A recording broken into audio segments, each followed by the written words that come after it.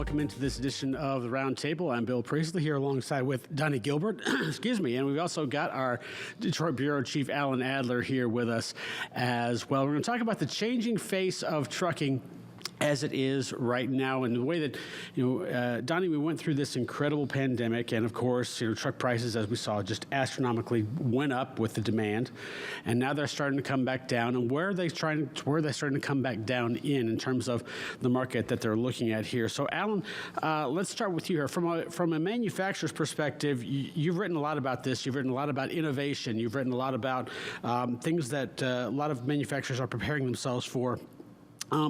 We're talking about EV vehicles, we're talking about autonomous, we're talking about alternative fuels. What are you hearing from manufacturers in terms of where all of this is heading, or does anybody have a clue? Well, I would say, Bill, that good morning. I would say that they probably are just reacting to what kind of speccing that they're getting from their customers. First of all, you're still in a very difficult period of being able to complete vehicles. The overriding story really is that orders are down. They were down to about 10,000 new orders last month, not because there's not demand, but rather because there is so much in the pipeline right now in terms of backlog, and the manufacturers just don't want to let that get out of whack. So they did that last year, by the way. They accepted way too many orders and ended up having to cancel them. So in terms of, what the direction of trucking looks like, just about everybody now is ordering safety equipment that is both, helping at the far end in case of a verdict, a nuclear verdict. They've got, driver facing cameras. You've got collision warning, forward collision warning.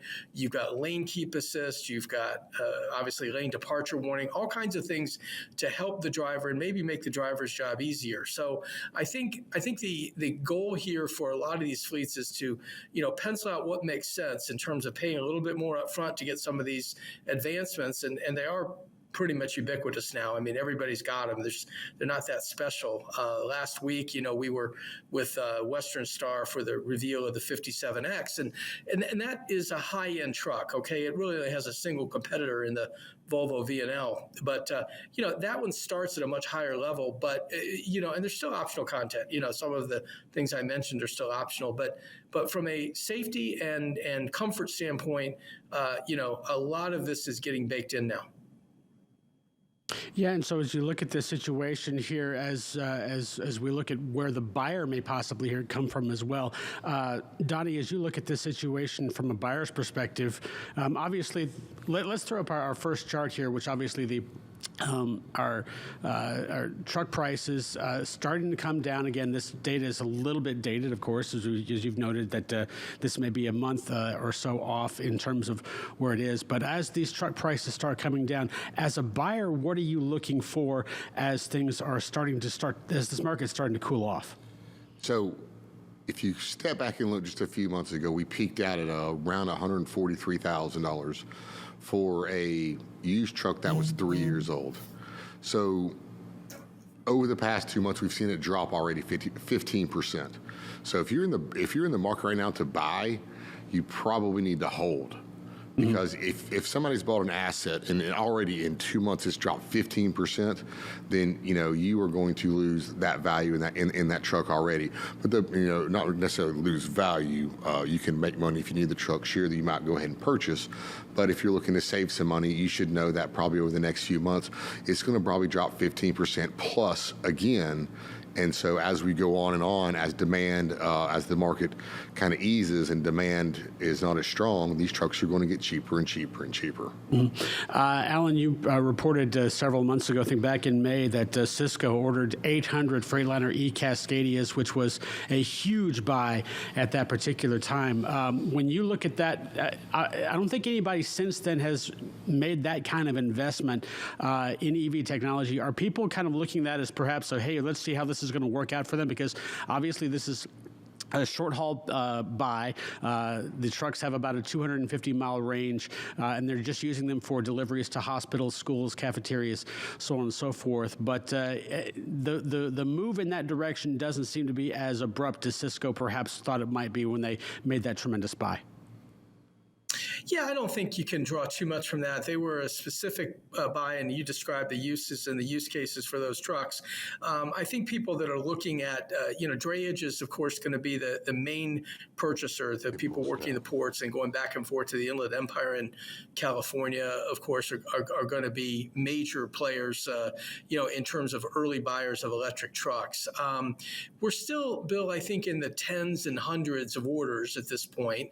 It's ticking up, but it's not dramatically rising. I mean, your total sales are still quite low, but you do have more and more happening in the medium duty range, because there you can, from a TCO perspective, pencil it out, and it works for you. You can essentially get, if you're going to charge it every night, in a back to base situation or behind the fence, then you can make this work very well. In fact, the North American Council for Freight Efficiency recently put out a report that said every box truck out there can be electrified at basically TCO parity with a diesel truck or a gasoline truck. So there's nothing holding that group back at this point. The longer haul trucks, the Class 8 trucks like Cisco ordered, that's going to take a little bit more time, but I think you're going to see a big hockey stick really by the end of the decade, where you're up to maybe 30%, which seems like a lot coming off of single digits, but you might be up to 30% in terms of Class 8 by the end of the decade. Again, infrastructure plays into it. Seeing the inflation bill pass, that's a bit of a misnomer for me, but seeing that bill pass and some of the incentives that are there, for hydrogen and for other technologies, suggests that we're going to see, some of the support that is needed, both from an infrastructure standpoint and maybe even at the, incentive level for the vehicles. Yeah, let's take a look at that new truck order graphic that we had here just a moment ago, and you look at this, the other one there.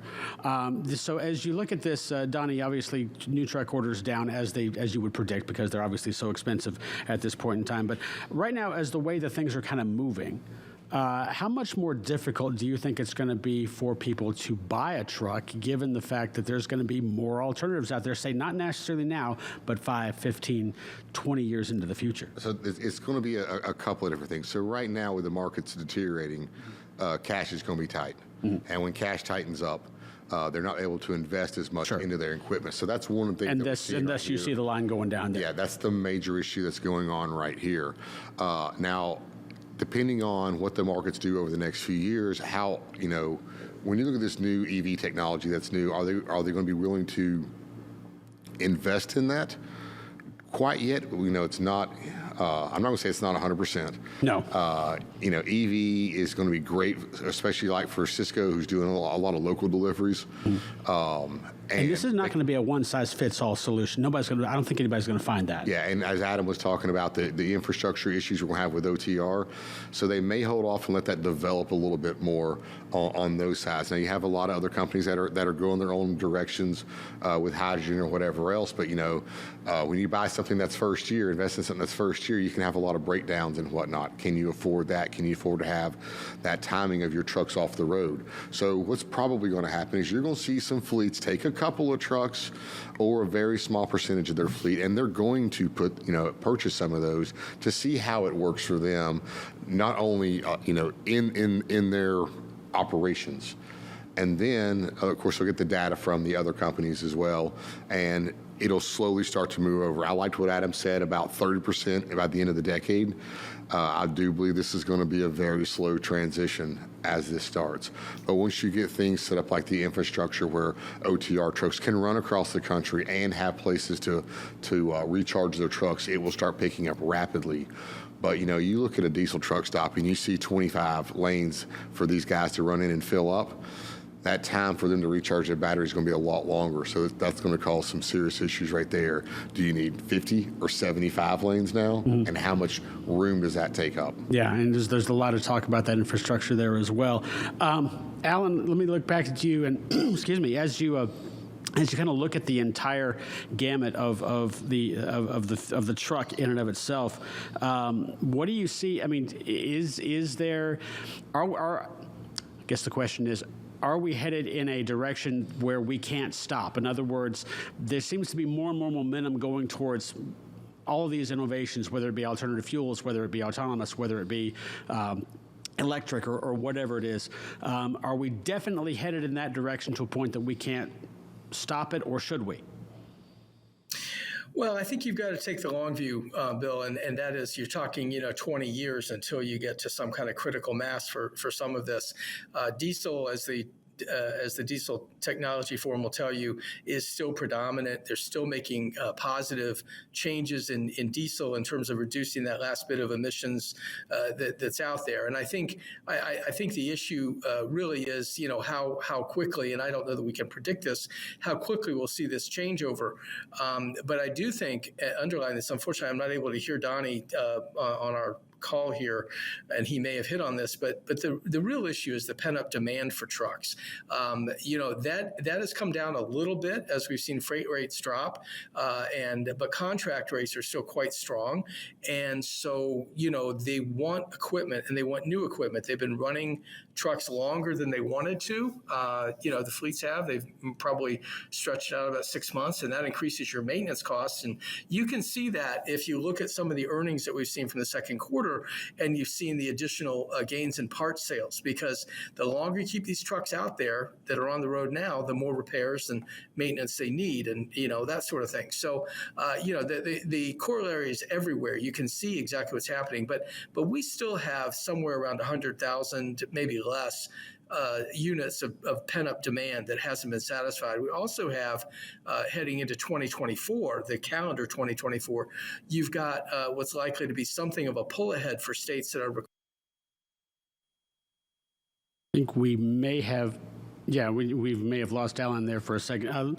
Donnie, let me finish up with you. What do you see as the future of the buyer, and in the time that we have left here, in terms of buying a new truck or buying a used truck? Are you concerned more about the price? Are you concerned more about the economic aspect of it, the efficiency aspect of it, or perhaps even the ESG, the emissions part of it? I think we're getting to really a buyer as a company. I'm going to probably more pushing efficiency in the price. It's my investment and my return on investment. These new owner operators that are trying to buy these trucks now at the $122,000, they're not going to be able to operate at the current cost and be successful. They will be bankrupt this year. Gotcha. Well, we'll take that into consideration. This is going to be a continuing situation that will change relentlessly, probably over the course of the next 5 decades or so. We'll take a short break and come back and wrap up the show after this.